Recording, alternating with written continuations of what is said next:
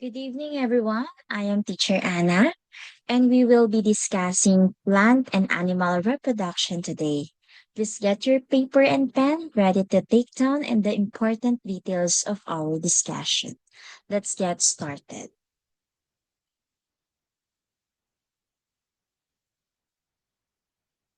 Our topic for today it's all about reproduction. So when we say reproduction is the biological process by which new organisms are produced from their parents. So it is essential for the continuation of a species. There are two main types of reproduction, the sexual reproduction and the asexual reproduction. Let's talk about first the sexual reproduction. Sexual reproduction, always remember, involves the combination of genetic material from two parents, a male and a female. This results in offspring that are genetically diverse, inheriting traits from both parents. Examples: humans, animals, plants that produce flowers, and many other organisms reproduce sexually. So the image shows a diagram illustrating human fertilization and the early stages of embryonic development. Let's break down the process step by step. The first one is the gametes. The diagram begins by showing a female, ovum or egg, and a male, also known as sperm or gametes. Each gamete contains 23 chromosomes, half the number of chromosomes found in a typical human cell. Next, the fertilization. Fertilization, always remember, this is the process of fertilization is shown where a sperm cell unites with an egg cell. Next, the zygote. The fusion of the sperm and egg creates a zygote. So the zygote now contains 46 chromosomes arranged in 23 pairs, one chromosome from each parent in each pair. Embryo. So the zygote then develops into an embryo, which also contains 46 chromosomes in 23 pairs. So the diagram shows a very early stage of embryonic development. So in short, the diagram visually depicts the process of sexual reproduction in humans, highlighting the chromosomal contribution from each parent and the resulting chromosome number in the zygote and embryo. Now, let's talk about the asexual reproduction. So, asexual reproduction involves only one parent and the offspring are genetically identical to the parent. So this means the offspring are clones of the parent. Examples, the bacteria, some plants like strawberries, and some animals like sea amoeba reproduce asexually. Now let's talk about the production in plants. So the image presents as asexual reproduction in plants. So again, asexual reproduction is a type of reproduction that involves only one parent and produce offspring that are genetically identical to the parent. So this categorizes asexual reproduction methods in plant into two main types, the natural and the artificial. So the natural methods. So always remember these methods occur naturally in the plant's environment without human intervention. So the image lists the following examples. The bulbs. So these are underground storage organs consisting of a short stem with fleshy leaves. Example, onions, garlic. So new plants can grow from buds on the bulb. Corms. These are short, thickened underground stems that store food. Example, Gladulus. So new plants develop from buds on the core. Tubers. These are swollen underground stems that store food. Example of these, potatoes. So eyes on the tuber can sprout into new plants. Runners. These are horizontal stems that grow along the ground, producing new plants. Example, strawberries. What else? The rhizomes. So rhizomes, these are underground stems that grow horizontally, sending up new shoots and roots. Example of that, ginger, bamboo. Next, let's talk about the artificial methods. So, these methods are employed by humans to propagate plants. So, the image shows the following examples. The cutting. Cutting means a piece of stem or root is cut and planted to grow a new plant. Grafting, joining a stem or bud from one plant onto the rootstock of another plant. Layering, this is the bending a stem to the ground and covering it with soil to induce root formation, creating a new plant. So now let's talk about the sexual reproduction in plants. So sexual reproduction in plants takes place through pollination, in which the pollen grains from the anther of a male flower transfer to the stigma of the female flower. So the diagram illustrates the stages of sexual reproduction in flowering plants from pollination to seed formation and germination. So let's break down the key components and processes. So let's talk about the pollination. So the pollination, this is the process begins with pollen grains, or also known as the male gametes, from the anther of the stamen being transferred to the stigma of the pistil. So this can occur through various means like wind, insects, or other pollinators. Next, the pollen tube growth. So once the pollen grain lands on the stigma, it germinates, forming a pollen tube that grows down through the style towards the ovary. Next, the fertilization. So the pollen tube carries sperm nuclei, male gametes, to the ovule within the ovary. So inside the ovule, one sperm nucleus fertilizes the egg nucleus, forming a zygote, so also known as the fertilized egg. So the other sperm nucleus fuses with the polar nuclei, forming the endosperm, which provides nourishment for the developing embryo. Next, the seed development. So the seed development is the zygote develops into an embryo and the ovule matures into a seed. So the seed contains the embryo, the endosperm food source, and a protective seed coat. Next, the seed germination. So when conditions are favorable or sufficient moisture, temperature, and oxygen, the seed germinates. So the embryo grows, developing into a seedling, which eventually becomes a mature plant. So key parts of the diagram. So the stamen, this is the male reproductive organ consisting of the anther, where pollen is produced, and the filaments which supports the anther.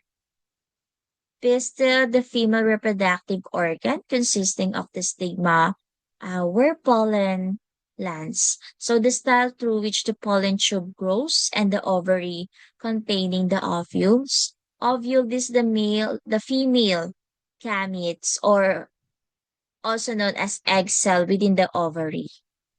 Okay, pollen grain, this is the male gametes. Pollen tube, this a tube that grows from the pollen grain carrying sperm nuclei to the ovule. Sperm nuclei, male gametes also that fertilize the egg, and polar nuclei. Egg nucleus. This is the female gamete. Polar nuclei, nuclei within the ovule that fuse with the sperm nucleus to form the endosperm.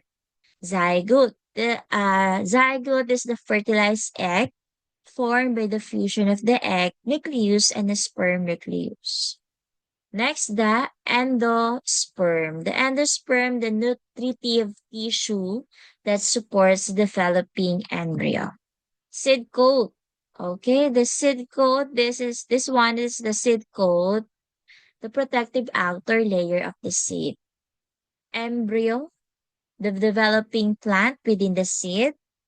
And the seedling, this is the seedling, the young plant that emerged from the germinated seed.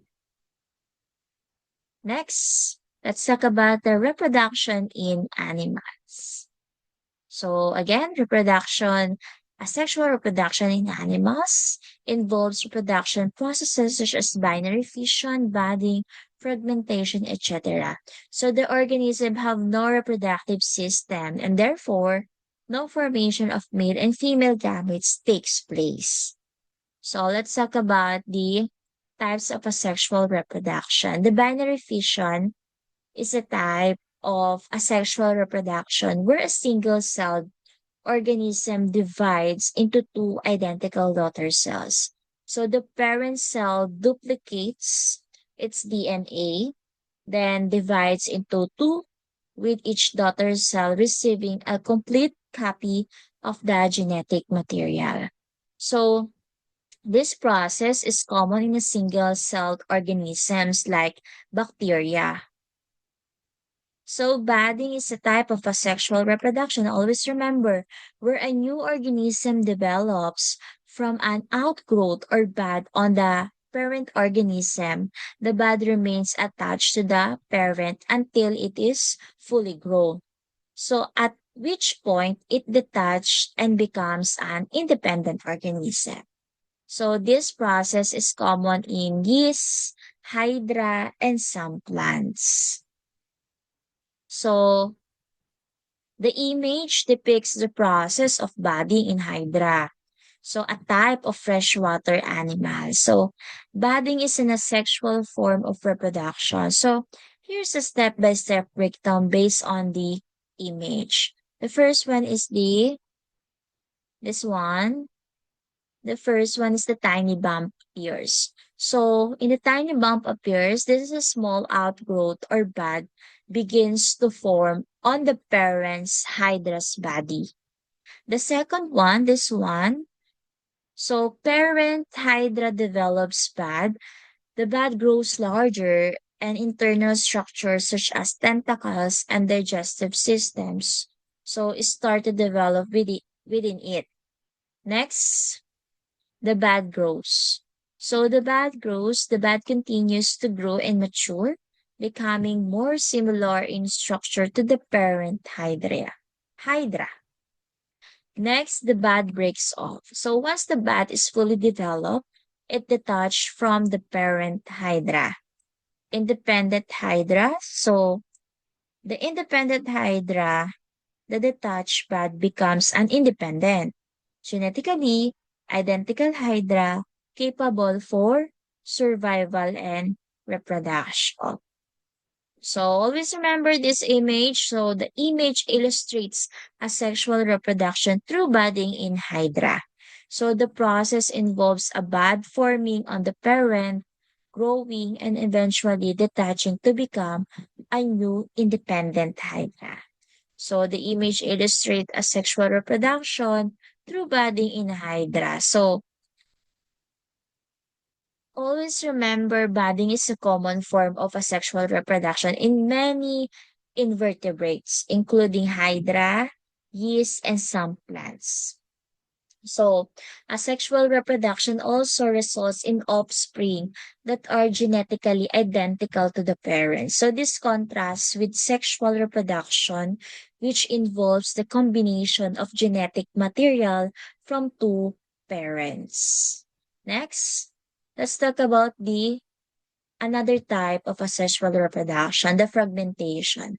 So fragmentation is a type of asexual reproduction where the parent organism breaks into multiple pieces and each piece develops into a new individual. So this is common in organisms with relatively simple body plans that can easily regenerate missing parts. So also in fragmentation, a parent organism breaks into fragments and each fragment develops into a new individual. Planaria, or also known as flatworms, are a classic example.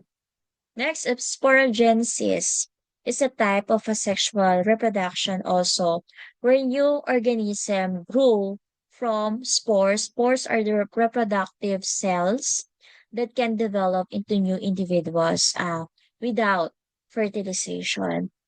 And they are often dispersed by wind or animals, allowing for wide distribution of the species. Next, fragmentation. This the diagram depicts a starfish breaking into several pieces. So each piece containing a sufficient amount of genetic material and essential body parts regenerates into a complete independent starfish. So the image illustrates fragmentation in starfish. A starfish breaks into several pieces and each piece regenerates into a new complete starfish. So this is a form of asexual reproduction. Next, the diagram shows an earthworm breaking into two parts. So each part then regenerates the missing segments to form two complete earthworms. So the process is shown in a step-by-step manner, highlighting the regeneration of the head and pygidium, or also known as a tail regions. So the diagram shows fragmentation in earthworms. So an earthworm breaks into two pieces and each piece regenerates the missing parts to become a complete. Your earthworm, this is a form of asexual reproduction. Next, another one. The diagram shows the following stages, the mature mushroom. So the mature mushroom is the fruiting body of the fungus. Spore production. So the mature mushroom release spores, or also known as asexual reproductive cells. So spore germination, when conditions are favorable, the spores germinate. Mycelium. The germinated spores develop into a mycelium, which is a network of thread-like hypa, that also known as the vegetative part of the fungus. So, developing fruiting body also, the mycelium eventually develops into a new fruiting body, or also known as mushroom. This new mushroom will then release spores, continuing the cycle. So, the image depicts the life cycle of a mushroom, highlighting also asexual reproduction via spores. Mature mushrooms, always remember, release spores that germinate to form mycelium. The mycelium then develops into new mushrooms, completing the cycle. Now, how about this one? The image illustrates sexual reproduction. So, a male sperm cell fertilizes a female egg cell, forming a zygote. So, the zygote undergoes cell division and development to become an embryo, which eventually develops into a baby. Next, sexual reproduction. So, external fertilization, this occurs outside. Always remember, external fertilization, this occurs outside the female's body. So the male releases sperm into the environment, and the female release eggs. So fertilization happens when the sperm and eggs meet externally. Examples include many aquatic animals like fish and amphibians. Internal fertilization, this occurs inside the female's body. The male deposits sperm directly into the female's reproductive tract. So fertilization takes place within the female's body. Examples include mammals, birds, and reptiles. So sexual reproduction in animals involves the fusion of male and female gametes, or also known as sperm and egg. Fertilization class can be either external, or also known as sperm fertilize the egg outside the female's body, or internal, also known as sperm fertilize the egg inside the female's body. Next, the internal fertilization generally offers greater protection to the fertilized egg and developing embryo. External fertilization, always remember, requires a large number of gametes to be released to increase the chances of successful fertilization. As many eggs and sperm may not meet, the type of fertilization is often linked to the animal's habitat and reproductive strategy. So, here's the image. The image uses a chicken representing internal fertilization and frogs representing external fertilization to illustrate the key difference. So, always remember internal fertilization, chicken. So, the diagram shows the rooster's sperm being transferred into the hen's cloaca. This is a common opening for the reproductive and excretory systems. Fertilization class occurs inside the hen's body. So this method protects the eggs and developing embryos from predators and harsh environmental conditions. It often involves fewer eggs being produced since the chance of fertilization is higher. Next, how about external fertilization? So external fertilization, the main example is frogs. So the diagram shows the male and female frogs releasing sperm and eggs into the water. Fertilization occurs externally in the water.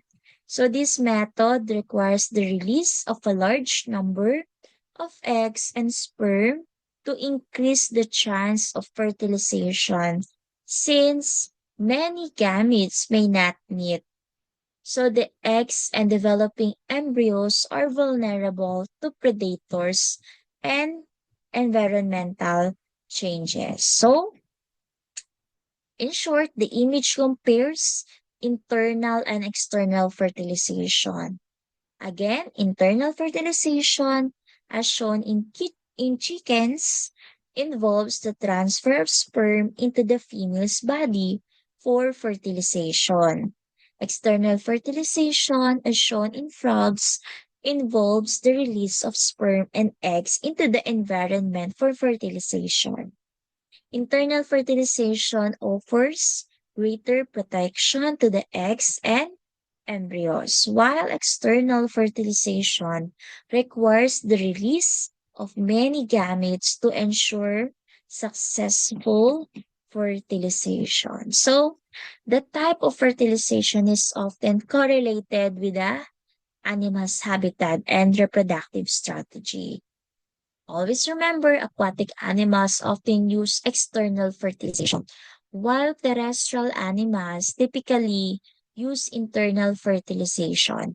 So both methods have advantages and disadvantages depending on the environment and the species. So that's all for today. I hope you learned.